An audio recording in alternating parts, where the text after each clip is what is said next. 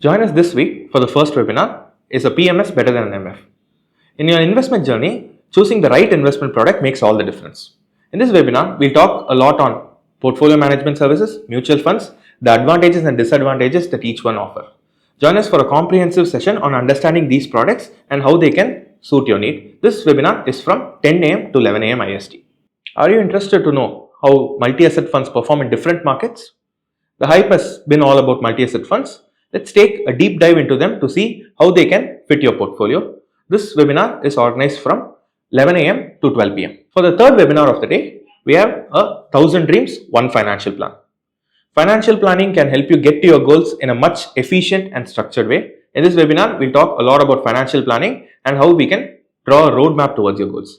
This webinar is from 11 to 12 AM IST. And lastly, we have a webinar covering beyond ESOPs. If you look at it, a lot of NRIs have their concentration in one company shares, which is their employer.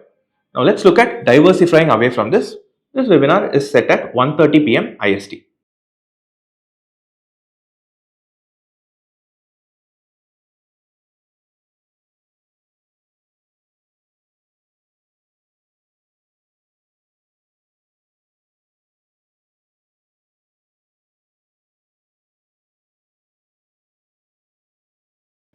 Welcome to part 2 of this video. In this video, we'll look at the behavioral and the more economic aspects of financial independence. So you mentioned that everybody wants to buy a new model of the car, a new model of anything that comes out. So I think it's important for us to factor in the concept of inflation here. Right? So would you say that it's just a weird economic metric that only people who understand economics can use? How do we tackle it as youngsters? Can we turn it into a strength? In our behavioral aspects of finance, how do you think we should deal with this aspect of inflation? Deal with the, inflation? See, in consumption, if you are able to buy what you want at a cost which is relatively cheaper than the full value of that product as the manufacturer envisages. Suppose you want to buy an iPhone. I am giving you an example of an iPhone. Now the current one is 16. You are still having 15 and 14 selling in India. 13 was there till some time back. I don't know that it's there. The price difference for almost very similar specs between the newest one and -1 and -2 is huge. So if you buy a -2, latest model -2, you still get the spec, you still get an iPhone, but you get something far cheaper. Similarly, let's say you are shopping for clothes. There are times when there are a lot of sales operating, when actually the brands sell cheaper. The brands you want sell cheaper. Even if a person does these things, he will still be consuming sensibly. I don't advise an anti-consumerist stance. I advise that you have a smart consumerist stance. So that way, you will not be inflating your expenditure. So you will be buying what you want, but you will be buying them at a price which is advantageous. Like I would buy CDs in those days first, audio cassettes and CDs. We will buy it straight from the distributor, so you will get it 20% cheaper. Or you will go and buy it in exhibitions where they sell it cheap. There are days when you know things will be available cheap. It's like the Americans buy during Thanksgiving or during those Black Friday or whatever. They buy during those shopping phases. So, like that for everything there is a time. If you want to buy an automobile in India, November, December is a very good time. Because the older models get sold out, the stock gets depleted. So they want to push the stock into the market. So likewise for everything there is a time. So you should know that time and you should consume according to that. Similarly, when you buy a house, you don't buy a house at the top of the market. You buy a house at the bottom of the cycle when no one wants to buy a house. So these are things which everybody knows, but people don't act. A simple thing I'll tell you in consumerism about inflation. Let's say you want to have lunch. Now if you pick your phone and order lunch, you pay 25% more, right? You hop onto a bike and go 1 kilometer or even less. The same restaurant, you will pay 25% less. And it won't cost so much for you to go go there, right? Or even you could walk down and you could have a lunch and come back. So on the same thing today, people are spending more. When you go into Swiggy and Zomato, you are paying a food tax to the platform because everything is 25%, 20% more expensive. So there you are actually inflating. You are embracing inflation into your life, which you should not do. So I given you multiple examples where you consume. I am not saying don't consume. Consume smartly. No, where is the smart? I used to see a simple thing that if I order a snack to eat in office, it costs 30% more than what it does just down the road when you walk down and eat. It's huge difference.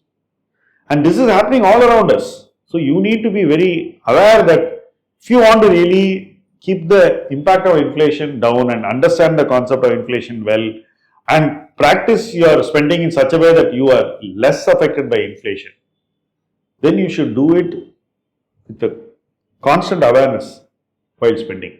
So you will be self-aware while you spend. I am not saying don't spend, but be self-aware while you spend. Don't throw money into people's hands for something which you can do in a more cost-effective way. So throwing money into people's hands brings me to another very interesting aspect, which is living on borrowed money, right? People don't realize that borrowing is just temporarily satisfying whatever they need. It's causing their bank balance to increase for a certain period. But how easy or difficult is it to live or survive on borrowed money, and why is that being misconstrued for financial independence? Borrowed money is not financial independence. People think that. So I was thinking that there is something which is more endemic or typical of people who are not financially literate, not very financially literate. Generally, a lot of people who are first generation salary earners, I have seen, they think that the bank is doing them a favor by giving them a PL, personal loan, consumer loan, credit card. They think that all this is meant only for them to spend. So they don't even repay the credit card every month. So they only pay the minimum and they pay interest on that, and by virtue of all these deeds, they incur a cost for consumption, which is interest. But I am very surprised that you are saying that everybody thinks this way. That's not my understanding. People our age. Your age, that's what. Your age, I thought you are a smarter generation. You should not be thinking that way. I mean, that is my assessment. You are definitely a smarter generation than, let's say, my generation or anything that came in between. Right? So, being a smarter generation, why are you not thinking that consumption should not happen with the interest cost? Simple thumb rule. You consume whatever you want, but no interest paid. So, if your own money only, you will consume. Let's say you are going to spend on the credit card, you only have a limit to the extent that you can pay with the next month's salary. So, don't keep a limit of 5 months, 10 months salary. Because if you spend it, you will never be able to pay it the next month. Suppose your salary is 40,000, you have 2 lakh card. If you spend 1 lakh, it's an admission that you are going to pay interest. Right? Don't put yourself in that slot. So, your consumerism should be conscious. And your borrowing for spending should be within the cycle time of the, or should be within the next cycle of the credit card. It should not go into the second cycle. You have to pay by the time the money is due. I'll put it that way. So, if you cannot pay by the time the money is due, then you are slipping into a bad place. You go into the valley of loans. After which, climbing out of what I call as the valley of loans is very difficult because there are no ropes to pull you up. It's very difficult. You have to climb steep rocks and it's not easy. So, your consumption should be in such a way that you are going to only spend your own money or money which you can repay with your next salary. Okay. Beyond that, if you are going to borrow and spend, you are falling into that deep abyss or valley or whatever you call, from which you cannot be easily rescued. So, don't think that credit is free. I learned this from a very respectable person whom I met in life as a supplier. They used to be our vendor when we ran a factory. He said his father, who was an elderly Gujarati person, said, "You sleep, but interest doesn't sleep. every day. So if you borrow, you are in trouble. So that man was so paranoid of borrowing money and even doing business. He did business only with this money. They're so conservative. But I'm sure that has changed with their children. Okay. But it's not a healthy change. That's what I'm saying. For consumption, when you do it, it's not at all good. I can assure you that when you're borrowing and spending, you're landing in trouble. You're heading for trouble. I'm surprised you are saying this of people your age, because I think that the financial system is using your generation like bunnies to make you indebted, and literally you are the lab rats of the new financial Goliaths, right? Which is online banking and digital commerce and all that. Basically, they are making you the lab rats. You have to be careful. Okay, sir. So now it is assumed by many of us, or rather, it's common knowledge that financial independence is a very fancy term and something that only some people can understand. It's not everybody's cup of tea. Does it at some level create some unrealistic expectations in people's lives? I mean, how soon you must become financially free? Now you have a choice to be realistic. No, why would you choose to be unrealistic? Because let's say I assume that I would say, oh, I'll become financially free in 5 years. I mean, you must have some alchemic moments where you suddenly hit on huge sums of money by touching something, right? It doesn't happen that way. Rarely it happens that way. So you have a realistic trajectory in your mind. And if something happens like that, feel happy about it. Don't make that your primary expectation, that some miracle is going to happen to make you suddenly rich. But we're constantly pressurized or stressed about society, family.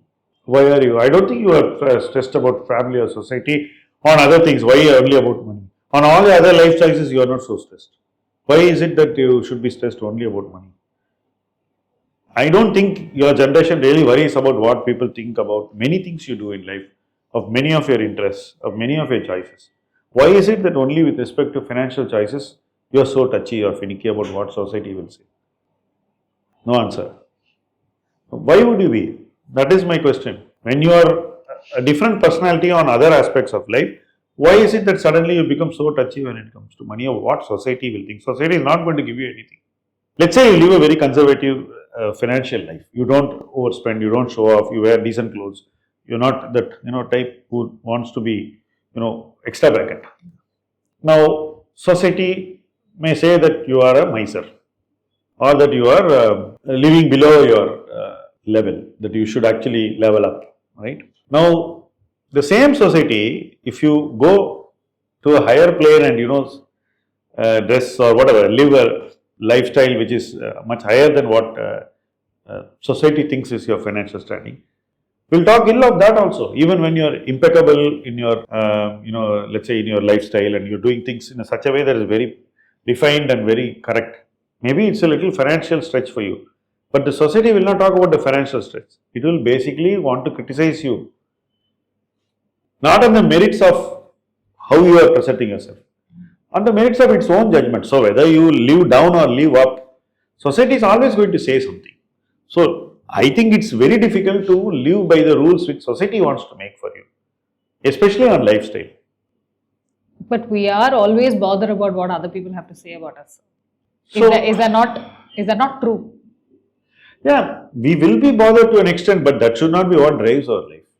I feel like these days it has become the biggest driver. No, it will always be a significant driver, but it should not become the only driver or the biggest driver. Okay, so people will talk about you or about every one of us in this room or anywhere. All the people watching this video will always have somebody saying something about them without a provocation, right? Right. I think the response to that would be, don't get provoked yourself. That is their view. You have to leave it and you stick to what you think you can be. Because you can never present yourself to society in a way which society will fully accept you. That's not going to happen. Especially I'm talking about money, I'm mainly talking about money matters, how you financially live a decent life within your means, how you create some savings and how you invest those savings and how you don't disturb those savings. And by doing that, you build wealth away from society. See, when you build wealth, You are not going to put your demat statement in front of society. So they don't know that. Like I was going on a motorcycle for a very, very long time. Okay. And society would think I am a loser. This guy who's criticizing me probably had a fraction of the wealth that I was having, but he was going in a Maruti 800. He doesn't know what money I am having. His wealth will be 3 lakhs, he has got a 2 lakh Maruti 800. So just understand this. Right? Whereas mine would have been 50 lakhs and I'm going in a motorcycle. I'm giving a contrast. Now, should I live by what norms of society is and what people like this guy talk about me, or should I live by what is my priority? I'm just giving you an example. I'm sure there are different current examples for you.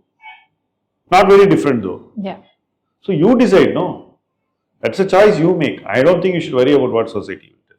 So, how do we sort of differentiate being wealthy and being rich? Because it's often used interchangeably.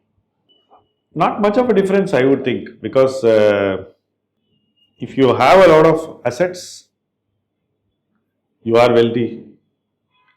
If you live a lifestyle which is matching that level of assets, you will appear rich. So, in my view, rich is appearance. Being wealthy is reality. So, whether you want to have the appearance matching the reality or not is a personal choice. But most people eventually will choose to live well, because after all you live one life. So, at some stage people start spending. I have seen very conservative people start spending when their children get married. They will really level up at that time. So, till the time they will be tight-fisted. But around that time they start spending, and after they have fulfilled all their duties, then they start spending on themselves. So, I think eventually people will want to live rich. But for that they need to become wealthy first. That is the point. Got it. So lastly, should financial independence be the ultimate goal? I told you it is a milestone, and that milestone will keep shifting. I'll give you one important milestone where you don't need to work anymore. You have enough money. Money will come to your bank in the form of dividend, in the form of interest from deposits, in the form of rent. There's a lot of money coming and hitting your bank account. Now you don't need to work. When you reach that stage where you can run your life without earning a penny, you are financially independent. Where all your lifestyle requirements will be supported by what you already created. And you don't need to create anything more. You are financially independent. The question we have to ask ourselves is, on that day, are you going to stop creating more money or not? Right. 99.99% of the people are not going to stop. I would say 100% are not going to stop. So, you are still going to try to earn money or make your money earn money for you. You are going to try to multiply your money maybe once in 5 years. You want to double your money. If you are a smart guy, you will try to double in 3 or 4 years. So, you want to make your money grow even after you don't need any more money. Financial independence is just a state of mind where you know you have reached that. That's all. But it's not going to change who you are, how you live, and what you are moving towards. It's just a state of self-assuredness, a state of feeling comfortable about your future, a state where you are not insecure anymore on the subject of money. That's about it. Everybody who reaches financial independence is not going to stop there. So, financial independence is like a junction in a railway route. A lot of people come there like trains, and from there each person goes in a different track which he chooses. So, financial independence is like that important intersection, right? Well, everybody congregates or has to reach from where they choose their path. There is no escaping that junction. That's how I would put it. So, just to add to that, I spoke to a friend and I asked him what he thinks is financial independence. Funnily enough, he said, I need to have enough money that any amount of outflows is not going to affect me. That's what I said. It's just outflows, but there are not going to be any inflows. That is precisely what I also said. It's the same thing. But that situation can never arise, right? So there needs to be some inflow for outflow also. No, to keep suppose happening, you have right? too much money. After even if you spend, how does it matter? Let's say you are an industrialist like a Mukesh Ambani. Let's say you are an industrialist who sold his company and you made lots of money. After that, you don't mind the outflows. Why do you need inflows, I am asking. So if you look at Warren Buffett, who is one of the richest Americans as of today, he used to be the richest until a while ago. So he has given away a very high portion of his wealth to philanthropy. Okay, and the rest will go to his children after his passing. A smaller percentage, relatively an insignificant percentage goes to his children after his passing. So understand one thing, after a certain stage in your life, if your wealth has gone above a certain point, you will have only outflows. So what your friend is saying is actually right. Maybe it's a thing that coming from somebody who is very young sounds a little odd, but it will be right maybe after a few decades of his life, right? We don't know how many, it could be 5, 6, 3, I don't know. It depends upon how soon the person gets there. After a certain level, you have to give outflows, right? Yeah. So there is nothing wrong in that. As long as you have enough money to lead your life till the end, with all these outflows, perfectly okay. That is financial independence. Right. So that is where you have to be. After that, if you still want to become rich, like I said, you are like the typical Indian who comes to that junction and then goes into another track where he is going to go on another journey of exploration and try to make more money. It's like the second innings of an entrepreneur. That is not something that has a meaningful financial impact on him. It's more for his desire and his ego that he wants to prove that he can do it again. It's not for the money. Money is incidental. He already has the money, right? So, you need to know where you are when you don't need to earn any more money to live your life. And after that, you decide whether you want only outflows or you still want to grow that money and create more money. These are personal choices. At 94, Warren Buffett has a limited choice because age is not on his side. He wants to give money away and he wants to prepare it for his children, and he is doing it in a way which is as graceful as he would like it to be. Similarly, each of us has this choice of how we want to do it. So, when you are very young, the thought of not having inflows sounds very strange, but I think you will get used to it as you grow financially. It's not as if you can't live without inflows. A lot of people do. In a population like India, wherever you have aging people, they all live without flows only, right? Not everyone gets social security or pension or anything like that. Right. They only lived on what they earned. Majority of the Indians after a certain age. So it's natural for us. I don't think we should worry too much about it. Thank you, sir, for helping us break down the whole concept of financial independence in this episode.